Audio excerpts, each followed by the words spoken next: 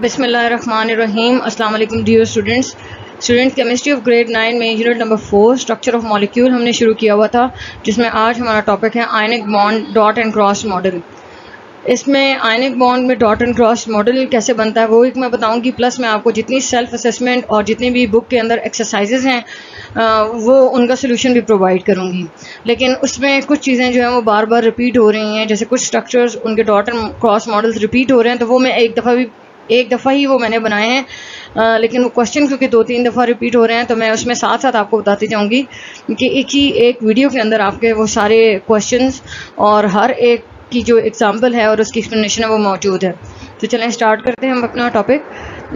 इससे पहले कि मैं आपको डॉट एंड क्रॉस मॉडल बनाना सिखाऊँ या उसके बारे में कोई इन्फॉर्मेशन दूँ, हमारे पास इसी टॉपिक के स्टार्ट में एक पैराग्राफ है और उससे रिलेटेड एक क्वेश्चन बहुत इंपॉर्टेंट है जिसका आंसर करना है यहाँ पे जो है पहले मैंने ज़रूरी समझा। क्वेश्चन ये है कि why do ionic compounds are neutral, ionic compound neutral क्यों होते हैं। तो उसकी एक्सप्लेनेशन कुछ इस तरह से है, क्योंकि आपको पता है एनाइंस और कैटाइंस कंबाइन होते हैं तो आपके पास आयनिक कंपाउंड बनता है। तो anions and cations have opposite charges, anions पे नेगेटिव और कैटाइन पे पॉजिटिव चार्ज होता है। They attract one another by electrostatic forces, इनकी जो आपस में अट्रैक्शन है पॉजिटिव और नेगेटिव चार्जेस की, वो फोर्स वो जो अट्रैक्शन है उसको हम कहते हैं कि इलेक्ट्रोस्टैटिक फोर्सेस की वजह से आपस में अट्रैक्ट कर रहे हैं, यानी जो चार्जेस की वजह से अट्रैक्शन है that is called electrostatic forces. The force of attraction that binds oppositely charged ions are called ionic bond. Ionic bond के अंदर ये electrostatic forces मौजूद होती हैं। Compounds that consist of one ions joined by the electrostatic force are called ionic compounds. ठीक है जी, वो compound जिसमें जो आयन्स हैं वो आपस में कंबाइन होते हैं, अट्रैक्ट होते हैं और एक कंपाउंड बनाते हैं, ऐसे कंपाउंड्स को हम आयनिक कंपाउंड कहते हैं और उनके अंदर जो अट्रैक्शन है उसको इलेक्ट्रोस्टैटिक फोर्सेस कहा जाता है। The total positive charge of the cation must be equal to the total negative charge of the anion. This is because ionic compound as a whole electrically neutral. Cation और anion का number यानी positive और negative charges का number same होता है किसी भी ionic compound के अंदर, इसलिए ओवरऑल आयनिक कंपाउंड क्या होता है वो न्यूट्रल होते हैं। जैसा कि यहाँ पर है, सोडियम आयन कंबाइन होता है, ये एनाइन कैटाइन है, सोडियम का कैटाइन है, और ये क्लोराइड का एनाइन है जो आपस में कंबाइन हो रहे हैं और सोडियम क्लोराइड बन रहा है, यानी दोनों में कैटाइन और एनाइन की रेशियो 1:1 है। ठीक है, तो ये एक क्वेश्चन था सिंपल सा जिसका आंसर करना ज़रूरी था। अच्छा, उसके इस क्वेश्चन के आंसर के फ़ौरन बाद हमारे पास बुक में एग्जांपल्स हैं, क्वेश्चंस हैं डॉट एंड क्रॉस मॉडल से रिलेटेड। एग्जांपल नंबर 4.4 आपकी बुक में से है, representing ionic bond formation for each of the following pairs. कुछ क्वेश्चन दिए हुए हैं, कुछ पेयर्स दिए हुए हैं जिनका आपने डॉट एंड क्रॉस स्ट्रक्चर बनाना है। पहला पेयर है सोडियम और क्लोरीन का और सेकेंड है मैग्नीशियम एंड फ्लोरीन। क्वेश्चन का आंसर करते वक्त या इसको सॉल्व करते वक्त कुछ पॉइंट्स को माइंड में रखना है। नंबर 1, आपको metal atom forms cation and non metal atom forms A9. ये पॉइंट आपके माइंड में क्लियर होना चाहिए कि मेटल जो है वो एटम को लॉस करता है और जो नॉन मेटल है वो गेन करता है। मेटल कैटाइन बनाएगा और नॉन मेटल एनाइन बनाएगा। उसके बाद वो कहते हैं the number of electron loss by metal atom, जो मेटल का एटम है वो जितने भी इलेक्ट्रॉन लॉस करेगा वो उसके ग्रुप नंबर के बराबर होंगे।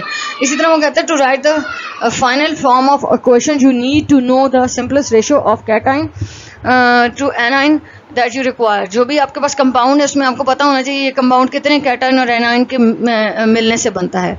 Right an equation using electron dot and cross structure. Electron dot and cross structure कैसे है कि एक एलिमेंट के इलेक्ट्रॉन्स को डॉट से शो करेंगे और दूसरे एलिमेंट के इलेक्ट्रॉन को क्रॉस से शो करेंगे और फिर वो ट्रांसफर ऑफ इलेक्ट्रॉन हम शो कर देंगे।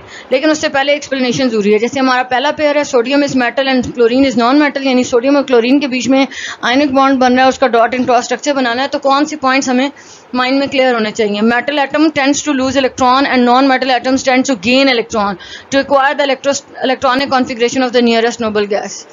मेटल को इलेक्ट्रॉन लॉस करना है, कैटाइन बनाना है, नॉन मेटल को इलेक्ट्रॉन गेन करना है, एनाइन बनाना है, और दोनों ने आपस में बॉन्ड बना लेना है, दैट इज आयनिक बॉन्ड, और दोनों की electronic configuration nearest noble gas जैसी हो जाएगी। यही चीज़ बार बार डिफरेंट एलिमेंट्स के साथ हम पढ़ेंगे। Since the sodium atom has 1 electron in the outer most shell, it loses 1 electron to form sodium ion. Since the chlorine atom has 7 electrons in the outer most shell, it needs 1 electron to complete the octet. ये routine में भी आपने ये चीज़ें बहुत ज़्यादा की हुई हैं, पढ़ी हुई हैं, चैप्टर नंबर 3 में भी पढ़ी हुई हैं और अभी भी आप बार बार देखेंगे। So sodium loss 1 electron and chlorine gain 1 electron to produce sodium ions you need, for every sodium ion you need 1 chloride ion. तो ये वाली एक्सप्लेनेशन आपने डॉट एंड क्रॉस मॉडल से पहले हर एक पेयर में लिखनी है. उसके बाद डॉट एंड क्रॉस मॉडल के अंदर क्या है, सोडियम के इलेक्ट्रॉन्स को डॉट से शो करना है, क्लोरीन को क्रॉस से शो कर देना है अगर वो डॉट एंड क्रॉस है. यहाँ पर क्रॉस नहीं लगे हुए, डॉट ही हैं, लेकिन आपने क्रॉस लगाने हैं. और दोनों एलिमेंट यानी सोडियम और क्लोरीन के बीच में प्लस का साइन भी होना चाहिए. उसके बाद क्योंकि मैंने ये नेट से ली है, गूगल से ली है, तो इसलिए इसमें साइन नहीं था, तो मैंने सोचा कि मैं एक्सप्लेनेशन में बता दूंगी. अच्छा, सोडियम का इलेक्ट्रॉन जो लॉस हो रहा है वो क्लोरीन के पास जा रहा है, थ्रू एरो दिखाया हुआ. उसके बाद सोडियम ने इलेक्ट्रॉन लॉस करने के बाद प्लस का साइन और क्लोरीन ने नेगेटिव का साइन जो माइनस का साइन गेन कर लिया. इलेक्ट्रॉन गेन करने के बाद जो चार्ज आ जाता है, सोडियम के ऊपर प्लस चार्ज और क्लोरीन के ऊपर नेगेटिव चार्ज आ गया, लेकिन इनके बीच में कोई साइन नहीं होगा. साइन होगा यहाँ पे एटम्स के बीच में ऐड करने का, प्लस करने का. ठीक है. नेक्स्ट एग्जांपल हमारे पास है magnesium. Magnesium alkaline earth metal से है और फ्लोरीन एलोजन से है. Magnesium atom has 2 electron in the outer most shell. It loses 2 electrons to form magnesium ions. ठीक है जी. मैग्नीशियम के लास्ट शेल में इसका एटॉमिक नंबर 12 है. Atomic number of magnesium is 12. जब उसके इलेक्ट्रॉन्स की डिस्ट्रीब्यूशन करते हैं तो लास्ट शेल में 2 इलेक्ट्रॉन आते हैं. मैग्नीशियम अपने वो दोनों इलेक्ट्रॉन लॉस कर देता है और उसके बाद +2 चार्ज आ जाता है और वो कैटाइन फॉर्म कर लेता है. और अगर हम फ्लोरीन को देखें तो ये इसका एटॉमिक नंबर 9 है और इसके लास्ट शेल में 7 इलेक्ट्रॉन्स हैं. इसको सिर्फ एक इलेक्ट्रॉन और चाहिए अपना ऑक्टेट कंप्लीट करने के लिए. So it gains 1 electron to form the fluoride ion. For every magnesium, क्योंकि एक मैग्नीशियम 2 इलेक्ट्रॉन लॉस करेगा तो उसको 2 फ्लोराइड आइन चाहिए, क्योंकि एक फ्लोरीन एक टाइम पे एक ही इलेक्ट्रॉन गेन कर सकता है. तो अब देखते हैं कि डायग्राम की फॉर्म में ये कैसे है. मैग्नीशियम ने 2 इलेक्ट्रॉन लॉस किए जो 2 डिफरेंट फ्लोरीन के एटम्स ने गेन किए और मैग्नीशियम के ऊपर +2 चार्ज आ गया, जबकि दोनों फ्लोरीन के ऊपर अलग अलग आप देख सकते हैं क्रॉस के साथ एक एक नया डॉट आया हुआ है जो कि मैग्नीशियम की तरफ से है. दोनों के ऊपर नेगेटिव चार्ज आ गया. ठीक है जी. तो यहाँ पे बीच में प्लस का साइन मैग्नीशियम और फ्लोरीन के बीच में होगा. तो आई होप कि ये आपको क्लियर हुआ होगा. उसके बाद बुक में एक और क्वेश्चन है, सेल्फ असेसमेंट एक्सरसाइज 4.4 है. उसमें मैग्नीशियम और ऑक्सीजन और एल्युमिनियम और क्लोरीन का आपने डॉट एंड क्रॉस मॉडल बताना है. तो इसको भी हम 1 by 1 ऐसे ही देखेंगे. Magnesium is metal and oxygen is non metal. The magnesium atom has, ये बार बार हम देखेंगे, चीज़ें वही रिपीट होंगी. Magnesium atom has 2 electron in the outer most shell, so it loses 2 electrons to form magnesium ion. Since the oxygen atom has 6 electron, क्योंकि 6 A group से बिलोंग करता है, ग्रुप नंबर वैलेंस इलेक्ट्रॉन को show करता है. ठीक है. Outer most shell में 6 इलेक्ट्रॉन है, so it gains 2 electrons to form oxide ion. In this way both the atom acquire the nearest noble gas configuration. एक अपने 2 इलेक्ट्रॉन लॉस करेगा और दूसरा एलिमेंट यानी ऑक्सीजन 2 इलेक्ट्रॉन गेन करेगा, एक कैटाइन बनाएगा, एक एनाइन बनाएगा और यूं दोनों के बीच में एक आयनिक कंपाउंड बन जाएगा. For every magnesium ion you need 1 oxide ion.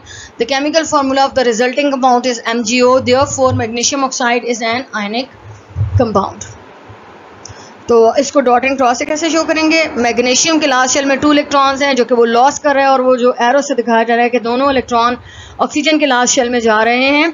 और मैग्नीशियम 2 इलेक्ट्रॉन लॉस करने के बाद +2 चार्ज गेन करता है. ऑक्सीजन 2, अब ऑक्सीजन में जो इलेक्ट्रॉन्स, ऑक्सीजन के इलेक्ट्रॉन्स डॉट से शो किए गए हैं और जो मैग्नीशियम के इलेक्ट्रॉन थे वो क्रॉस से, और जो ट्रांसफ़र होके आए हैं तो क्रॉस से शो करें कि ये वाले 2 क्रॉस जो हैं, 2 इलेक्ट्रॉन जो हैं मैग्नीशियम से आए हैं. और after gaining the 2 electron, these 2 electron oxygen get -2 charge.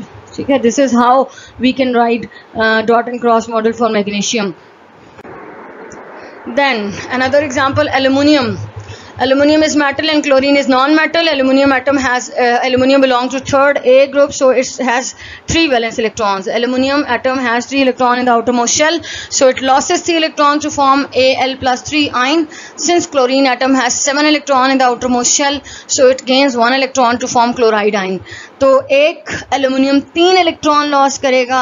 अगर हमें एल्युमिनियम और क्लोरीन का बॉन्ड बनाना है तो वो तीनों इलेक्ट्रॉन 3 डिफरेंट क्लोरीन को गेन करने पड़ेंगे.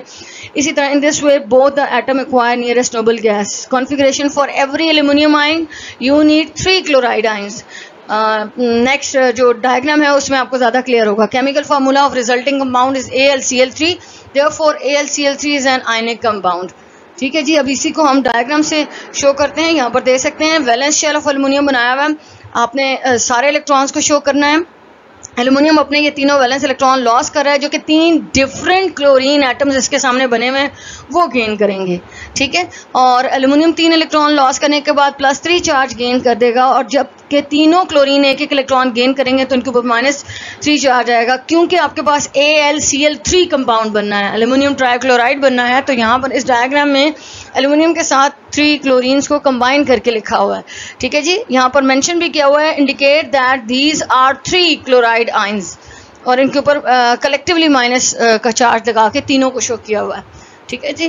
तो नेक्स्ट हमारे पास क्या है, एक और क्वेश्चन है 4.5, recognize a compound as having ionic compound, recognize the following compounds as having ionic compounds. Magnesium oxide और सोडियम फ्लोराइड है हमारे पास। प्रॉब्लम सॉल्विंग स्ट्रेटजी में क्या है, metal atom loses electron to form cation and non metal atom gains electron to form anions. Number of electron lost by metal atom of group 1a, 2a and 3a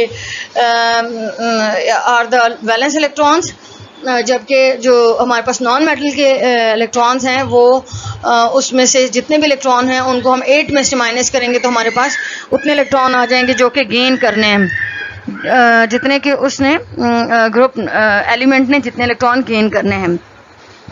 find the simplest ratio of cation to anion to identify the compounds. अब first हम sodium fluoride है, sodium is metal and fluorine is non metal. Sodium atom has 1 electron in the outer most shell to form sodium ions, since the fluoride atom has 7 electrons in the outer most shell, it gains 1 electron to form fluoride ion, ठीक है जी। Sodium सबको पता है 1 electron loss करता है, fluorine 1 electron gain करता है, sodium cation बनाएगा, पॉजिटिव चार्ज आएगा, और फ्लोरीन नेगेटिव चार्ज बनाएगा, फ्लोराइड आइन बन जाएगा, उसके ऊपर नेगेटिव चार्ज होगा। Sodium atom by losing 1 electron and the fluorine atom by gaining 1 electron acquires the nearest noble gas electronic configuration. You need 1 fluoride ion for each sodium ion. Therefore, sodium fluoride is an ionic compound. ये वही चीज़ें जो बार बार repeat हो रही हैं अब तक तो आपको जहन नशीन हो गई होंगी। अब यही चीज़ डायग्राम में शो की है। सोडियम एटॉमिक नंबर 11 है, लास्ट शेल में 1 इलेक्ट्रॉन है जो कि वो लॉस करता है, और वही 1 इलेक्ट्रॉन जो है वो फ्लोरीन ने गेन करना है। गेन करने के बाद फ्लोरीन के ऊपर -1 चार्ज नज़र आ रहा है और सोडियम के ऊपर प्लस का चार्ज नज़र आ रहा है, और इस तरह से ये compound ionic compound sodium fluoride बन गया। अब हमारे पास ये जो एग्जांपल है सेल्फ असेसमेंट, इसमें पोटेशियम क्लोराइड, एल्युमिनियम क्लोराइड नज़र आ रहा है आपको सामने। Self assessment 4.5, recognize the following compound as having ionic compound, potassium chloride, aluminium chloride और मैग्नीशियम फ्लोराइड। अब मैग्नीशियम फ्लोराइड भी हम पहले डिस्कस कर चुके हैं कुछ देर पहले, और एल्युमिनियम क्लोराइड का स्ट्रक्चर और उसकी भी एक्सप्लेनेशन डिस्कस कर चुके हैं।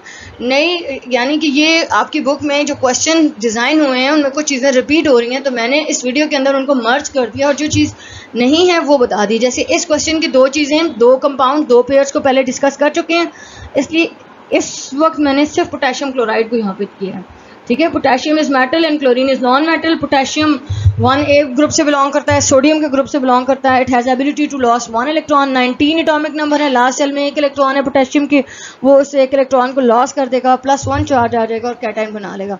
फ्लोरीन आपको पता है एटॉमिक नंबर 9 है, लास्ट सेल में 7 इलेक्ट्रॉन्स हैं, 7A ग्रुप से बिलोंग करता है। एक और इलेक्ट्रॉन इसको चाहिए अपना वैलेंस शेल को कंप्लीट करने के लिए, इलेक्ट्रॉनिक कॉन्फ़िगरेशन को नियॉन जैसा बनाने के लिए, तो वही चीज़ है। Potassium is metal and fluorine is non-metal. Potassium atom has 1 electron in the outermost shell, so it loses 1 electron to form potassium ion. Since the chloride atom has 7 electron in the outermost shell, it gains 1 electron to form the chloride ion. Potassium atom by losing 1 electron and chlorine atom by gaining 1 electron acquires the nearest noble gas electronic configuration. You need 1 chlorine atom ion for each potassium ion. Therefore, potassium chloride is an ionic compound. इसी चीज़ को मैंने diagram में यहाँ पे explain कर दिया है। Potassium atomic number 19 है, तो इसके फर्स्ट शेल में 2 एंड देन रिमेनिंग 2 शेल्स के अंदर 8 इलेक्ट्रॉन है, लास्ट शेल में 1 इलेक्ट्रॉन है, ठीक है जी।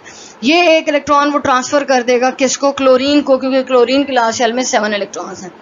तो इस तरह दोनों का ऑक्टेट कंप्लीट हो जाएगा।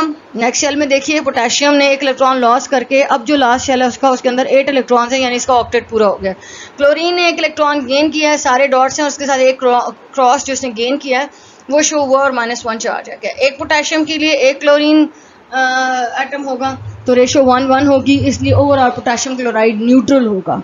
तो मेरे ख्याल से कि आपको ये समझ आ गया होगा कि हमने किसी भी आयनिक कंपाउंड का डॉट एंड क्रॉस मॉडल कैसे बनाना है, हमें क्या पता होना चाहिए, एटॉमिक नंबर, उसके वैलेंस इलेक्ट्रॉन, कितने इलेक्ट्रॉन लॉस कर सकता है अगर वो मेटल है, कितने इलेक्ट्रॉन गेन कर सकता है अगर वो नॉन मेटल है।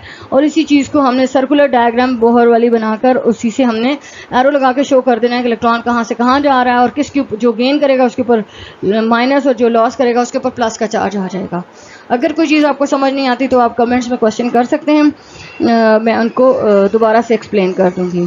थैंक यू, अल्लाह हाफ़िज़।